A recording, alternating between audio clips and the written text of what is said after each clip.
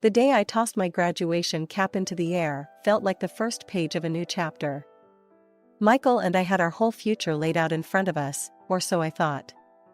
We were just a couple of college sweethearts with big dreams, about to embark on what everyone hopes will be the happiest part of their life. "Babe, we did it. Can you believe it?" Michael wrapped his arms around me as we stood among our fellow graduates, buzzing with excitement. "I know, right? It's like the last 4 years just flew by," I replied, leaning into his embrace. It was comfortable, familiar. But little did I know, that comfort would soon be tested. We decided to throw a small graduation party at my place. It wasn't much, just a cramped apartment I shared with a roommate, but it was ours for the night. The room was filled with laughter, clinking glasses, and too loud music, just the way we liked it. "Julie, dear, so what's next for you two lovebirds?" Michael's mom, Jane, asked, her voice slicing through the din as she handed me a drink. Jane had always been the outspoken one in their family, never shying away from speaking her mind. "Oh, we're just looking forward to settling down, getting jobs, you know, the usual adult stuff," I said, trying to sound more confident about our future than I felt. Jane nodded, eyeing us like a chess player contemplating her next move. "Well, you're always welcome to stay with us until you find your feet." "Right, Richard?" Richard, Michael's dad, was a quieter sort, always tucked behind a newspaper or lost in thought. He looked up, a bit startled. Yes, of course," he muttered, giving me a warm but distant smile. "Thanks, but I think we'll manage on our own. We've actually been looking at some places." Michael chimed in, his hand finding mine and giving it a reassuring squeeze. The night went on, the future seemed bright, and for a moment, everything felt just right. A few weeks later, we found a small house for rent. It wasn't much, but it was a start, a place for us to build our lives together. The day we moved in was chaotic, boxes everywhere, neither of us knowing a thing about setting up a home. "Hey, where do you want this box?" Michael called out from the living room, struggling under the weight of what I assumed was our collection of college textbooks. "Just dump it anywhere for now. We can sort it out later," I yelled back from the kitchen, my hands deep in another box marked kitchen stuff. As we unpacked, we talked about everything, our jobs, which we were about to start, our dreams of eventually buying a house, maybe even starting a family down the line. It all seemed so possible, so close we could almost touch it. It's been a whirlwind couple of years. We'd even started talking about getting a mortgage and buying a place to truly call our own. That's when life decided to throw us a curveball. I was pregnant. The day I told Michael, he was over the moon. "Seriously? We're going to be parents," he had exclaimed, his face splitting into one of those big, goofy grins that made me fall for him in the first place. "Yeah, seriously," I laughed, my heart swelling with a mix of excitement and nerves. "You ready to be a dad?" "More than ready. Let's do this," he replied, pulling me into a hug that felt like it could squeeze all the worry out of me. His parents, Jane and Richard, were just as thrilled when we broke the news. "A grandchild, finally." Jane had clapped her hands, beaming. "Oh, Michael, he will be just adorable. I just know it." Richard, ever the stoic one, had simply nodded and offered one of his rare smiles. "Congratulations, you too." Fast forward to the day our little bundle arrived. Lucas was his name, and he was every bit as perfect as we'd hoped he'd be. Jane was the first to declare, "He's a spitting image of you, Michael, at that age. Oh, I'm going to love him even more than I loved you, if that's possible." Her words were meant as a jest, I knew, but they echoed in my mind more often than I cared to admit. Soon enough, Jane's constant presence in our home began to weigh on me. It started out innocently enough, her coming over to help out, cook us meals, give me a chance to shower or catch a quick nap. But days turned into weeks, and her visits stretched longer and longer. By the time Lucas was 5 months old, I was gearing up to return to work, and the issue of who would watch him loomed large. Hiring a nanny felt daunting, not to mention expensive. So, when Jane offered to step in, it seemed like the perfect solution. But it wasn't long before a new worry crept in. Lucas was getting spoiled rotten. Every day I came home to new toys, new clothes, things we didn't need, things we didn't even have space for. One evening, after finding a brand new, overly expensive baby gadget set up in the living room, I couldn't hold back any longer. "Jane, we need to talk. All of this." I gestured around. "It's too much. He doesn't need all these things." Jane looked taken aback, her hands pausing in the act of folding some of Lucas's freshly laundered, designer baby clothes. "But I just want to give him everything. He's my grandson." "I know, and I appreciate that, really, I do. But he needs to learn to appreciate things, too. He can't have everything he wants." I tried to explain, my voice firm yet gentle. Before Jane could reply, Michael stepped in, his tone surprisingly sharp. "Mom's right, Julie. What's the harm in pampering him a bit? He's just a baby." I turned to Michael, frustration simmering. "It's not about now, Michael. It's about setting precedents. About him growing up thinking he can have anything he wants." The conversation ended there, but the issue didn't. I lay awake that night, wondering if I was being too harsh, or if I was just trying to be the kind of mom I thought I should be. After we moved into our new house, a dream fulfilled by a tight budget and a hefty mortgage, life took on a semblance of normalcy, or so I thought. Our little Lucas was now a bubbly, toddling 1-year-old, filling the house with his laughter and the pitter-patter of tiny feet. Just as we were adjusting to being homeowners and the financial strains it brought, life decided to throw another curveball my way. I was pregnant again. That evening, after dinner, Lucas playing at our feet, I broached the subject. "Michael, I have something amazing to tell you. I'm pregnant again." My voice was shaky, teetering between nervousness and excitement. Michael's face, however, didn't mirror my enthusiasm. It fell, his brow furrowing deeply as he processed the news. "What? Now? Julie, you know this isn't good timing. We're barely managing as it is with the mortgage and everything. This might not be the best idea." The words he didn't say hung heavily between us. "Get rid of it." I felt sick to my stomach, not from the pregnancy, but from his implied suggestion. His parents were even less supportive. When we told them, hoping for some words of encouragement or even excitement, Jane was quick to express her disapproval. "Julie, one child is enough to give everything to. Lucas needs all the resources we can provide. Another child might just stretch things too thin," Jane lectured, her tone final, as if she'd just passed down a law. "I don't believe that's true," I countered, feeling a surge of protectiveness. "Many families have more than one child. We can adjust and manage. It's not about resources, it's about love." Michael interjected, siding with his mother. "Mom's right, Julie. Think about what's best for Lucas. Maybe it's not the right time for another baby." But my mind was made up. "I'm having this baby, Michael, with or without your support," I declared, a resolve stealing within me that I hadn't known I possessed. The months that followed were tense and cold. Michael's disappointment turned into resentment that neither of us knew how to navigate. When our daughter Mia was born, he wasn't by my side. He didn't even come to the hospital. Returning home with Mia, cradling her in my arms while managing the door keys, was one of the loneliest moments of my life. At home, Jane's attitude was frostier than ever. She barely glanced at Mia, her granddaughter, choosing instead to focus all her attention on Lucas. "Let me take Lucas for some time.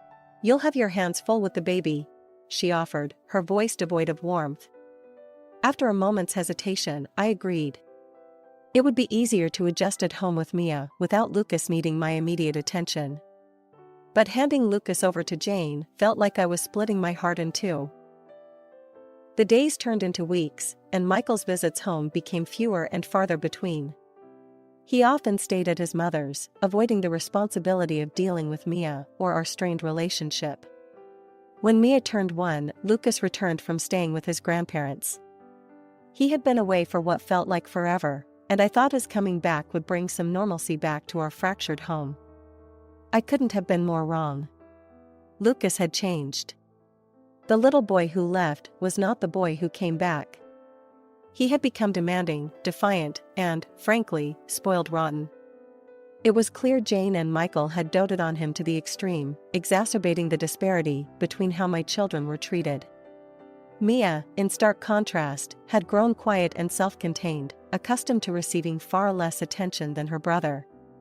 One afternoon, the tension that had been building up spilled over. I was in the kitchen, preparing snacks for the kids, when I heard a scuffle from the living room, followed by Mia's cry. Rushing in, I saw Lucas standing over Mia, a smug look on his face, while she sobbed on the floor. "Lucas, why would you push your sister? That's not okay," I exclaimed, pulling Mia into my arms to comfort her. Lucas's face twisted into a scowl. "She took my toy. It's mine." "But you have to share, Lucas. Mia didn't mean any harm," I tried to explain, keeping my voice as calm as I could manage, despite the anger bubbling inside. Lucas didn't take it well. "No, I don't want to. I'll tell Grandma you're being mean." Before I could respond, he had stormed out, likely heading to the phone to complain to Jane. True enough, it wasn't long before Michael stormed in, his face dark with anger. "Julie, what's this I hear about you bullying Lucas? Mom says you're always on Mia's side." Michael confronted me, his tone accusatory. "I'm not bullying our son, Michael. I'm trying to teach him to be kind to his sister." He pushed Mia. I shot back, frustration straining my voice as Mia clung to me, still sniffling. "Lucas is just a child, Julie. You can't expect him to understand everything. You're always picking on him. Just let him be," Michael retorted, dismissing my concerns with a wave of his hand. The conversation ended with Michael walking away, leaving me to soothe Mia and simmer in my own unresolved anger and sadness. As Mia grew, her interests began to diverge sharply from the usual playtime activities. She showed an early fascination with building blocks and anything mechanical. I remember one evening, sitting down with her, watching as she intently stacked blocks with such focus and determination. "Look, Mommy, I made a tower." Mia beamed, her eyes lighting up with pride. "That's amazing, sweetheart. You're so clever," I praised her, my heart swelling with pride. Her intelligence and creativity deserved to be nurtured. I did what I could to support her interests, saving up to buy her a small robotics kit for her birthday since I knew better than to expect any gifts from Michael or his parents. Their blatant neglect of Mia's milestones continued to be a source of heartache for me. As my children grew, the imbalance in how they were treated by their father and his parents became more glaring. When Lucas graduated from high school, his grandparents proudly handed him keys to a new car, making it a grand spectacle. A year later, it was Mia's turn. As valedictorian, she stood on the stage, her speech moving some to tears. But when the ceremony ended, there was no grand gesture for her, not even a small token of recognition from her father. I, however, had managed to scrape together enough to buy her a new laptop for college, essential, not extravagant. Mia chose a technical college renowned for its robotics program. She was driven, and it paid off when she earned a scholarship after her first year. "Mom, I got the scholarship. My project got top marks," she exclaimed over the phone one evening, her voice vibrating with excitement. "That's my girl. I knew you could do it," I replied, my heart swelling with pride. Life went on, with Mia diving deep into her studies while Lucas drifted, relying on the cushion his grandparents provided. The real storm brewed the day Mia announced she wanted to bring her boyfriend, Ethan, home to meet us. I was thrilled. Michael's reaction, however, was anything but warm. Upon hearing the news, Michael scoffed. "Why should I be around to meet some boy she's bringing home? It's not like I'm even sure she's mine." The insinuation was a dagger to my heart. "If you're so unsure, why don't we just do a DNA test? Settle this once and for all," I shot back, the challenge clear in my tone. He waved off the suggestion. "No need to waste money on that. Believe what you want," he said before grabbing his keys and leaving, not just the house but the situation, escaping from facing his responsibilities once again. That evening, as Mia and Ethan arrived, the air was bittersweet. Mia's excitement was tempered by her father's absence, but I put on my bravest face. I'm so glad to meet you, Ethan. Mia has told us so much about you, I said, welcoming him with a warm embrace. We spent the evening talking about their future plans, their dreams, and before long, Mia dropped another piece of news. Mom, Ethan, and we're planning to get married soon. That's wonderful, sweetheart. I'm so happy for you both, I managed to say, my emotions a mix of joy for Mia and sorrow for her father's absence. Later that night, after Ethan had left, Mia and I sat down, a mother-daughter moment that felt heavier than usual. I just don't understand why Dad can't just be happy for me, Mia confessed, her voice a whisper of sadness. Oh, baby, I know. I'm so sorry he isn't here for you as he should be. But no matter what, remember I'm always here for you. Always, I assured her, holding her close.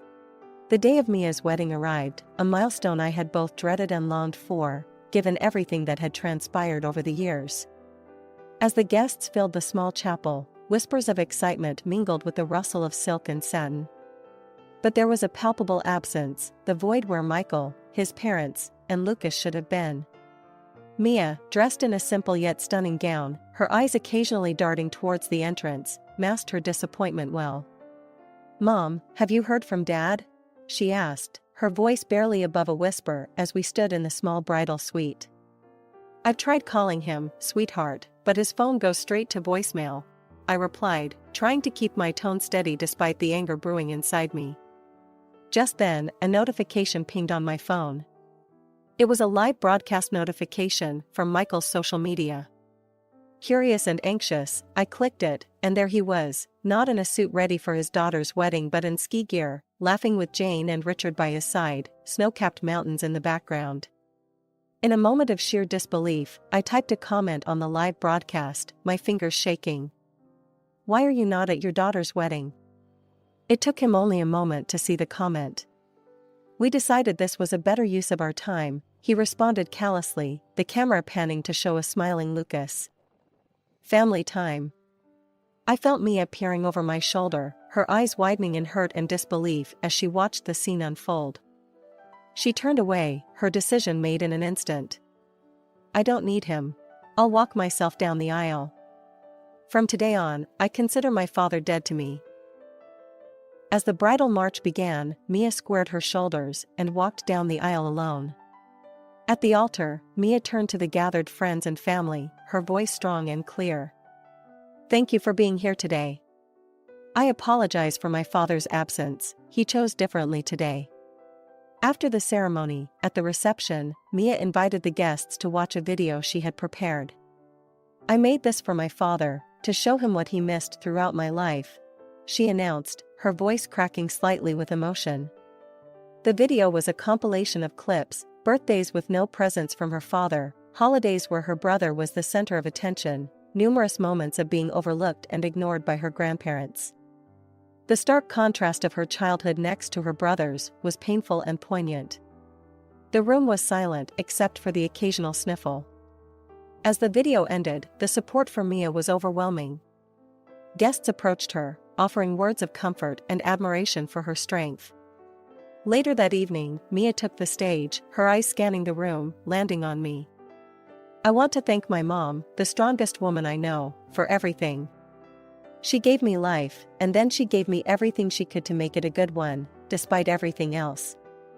As the guests stood clapping, I felt a mix of pride and a deep, searing pain for all that Mia had endured. But seeing her there, resilient, successful, and loved, I knew that despite the failures of others, we had triumphed. The next morning, as soon as the sun rose, I started packing. Michael and Lucas were still at the ski resort, their absence now a blessing in disguise. I moved quickly, sorting through years of accumulated life, deciding what to take and what to leave behind. By noon, I had rented a small apartment close to my work and had my essentials packed and ready. I called a lawyer recommended by a friend and set up a consultation. Make sure everything is in order for the property division, and I'll need to discuss potential alimony, I instructed over the phone, my voice steadier than I felt. I left the divorce papers on the living room table, a silent message to Michael that I was done. When he returned, the shock must have hit him hard. The first call I received was filled with confusion and anger. "Julie? Why is there no dinner? Where are you?"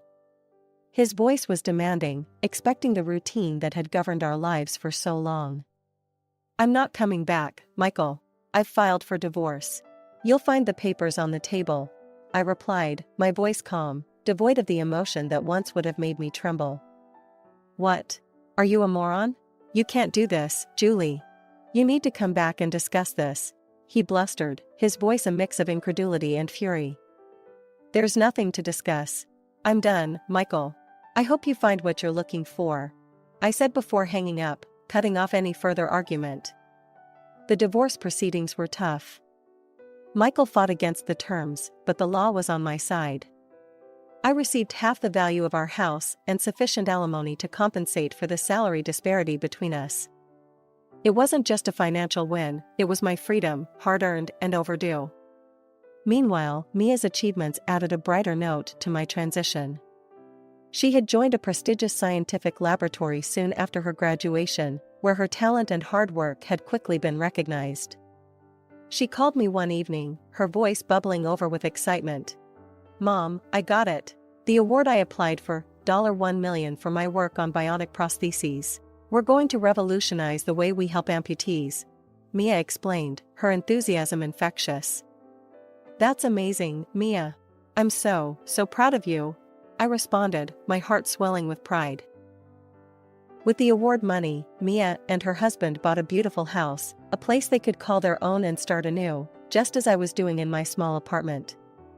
The afternoon sun was setting, casting long shadows across the lush backyard of Mia's new house as we sat on her deck, sipping lemonade and discussing her latest projects. It was a peaceful scene, a stark contrast to the tumult of our past. I cherished these moments, seeing my daughter thrive in her own space, a testament to her resilience and hard work. My phone buzzed, slicing through the calm. The caller ID showed Michael's number, a name that now seemed to belong to a distant, unpleasant past. I hesitated, then answered, my curiosity piqued. "Julie, I need to talk to you." Michael's voice was strained, desperate. "What is it, Michael?" I asked, my tone guarded. "It's about Lucas.